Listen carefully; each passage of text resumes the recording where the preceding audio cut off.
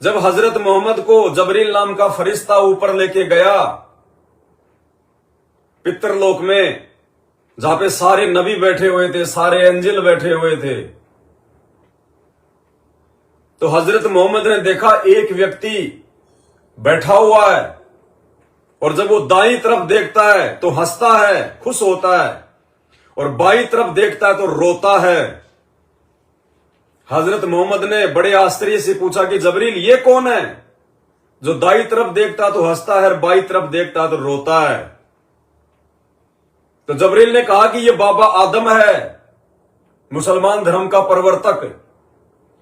और जब ये बाईं तरफ देखता है तो वहां पे नरक है और नरक में इसकी बद आत्माएं हैं, इसके वो बच्चे जिन्होंने इनको फॉलो नहीं किया, इसकी बातों को फॉलो नहीं किया, इसकी बद संतान है जो नरक में असहनीय कष्ट उठा रही है, पीड़ा भोग रही है। जब ये अपने उन बद संतानों की तरफ देखता है तो ये रोता है, दुखी होता है कि इन गधों ने मेरी बात क्यों नहीं मानी, ये गधे मेरे विचारों के अनुसार ये क्यों नहीं चले, इन्होंने मेरे अनुसार मर्यादा में रह के अल्लाह की इबादत क्यों नहीं करी। और जब ये दाईं तरफ देखता है स्वर्ग में, जन्नत में, तो इसकी नेक संतानें हैं। उन संतानों को जब ये खुश देखता है, मौज मस्ती और आनंद में देखता है, तो ये प्रसन्न होता है। तो आज हिसार जेल में बैठे हुए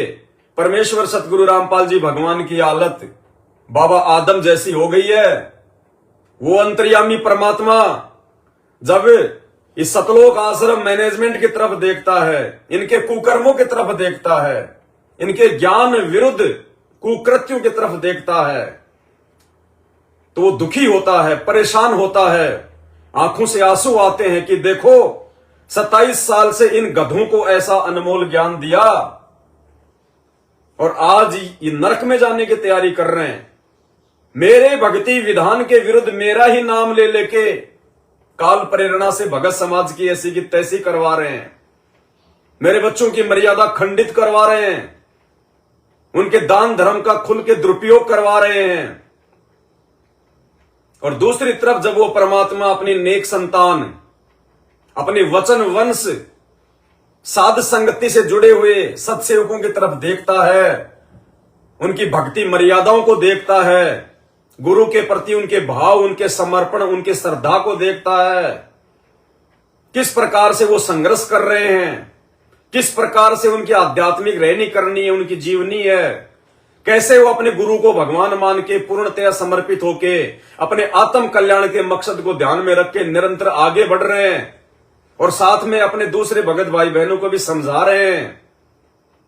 तब वो परमात्मा प्रसन्न होता है, वो खुश होता है कि चलो कोई तो है जिसने मेरी शिक्षाओं को फॉलो किया, कोई तो आत्माएं हैं जो मेरे साथ सतलोक जाने के लिए तैयार हो रही हैं, मेरे दिखाए गए रास्ते पर संघर्ष करके चल रहे हैं।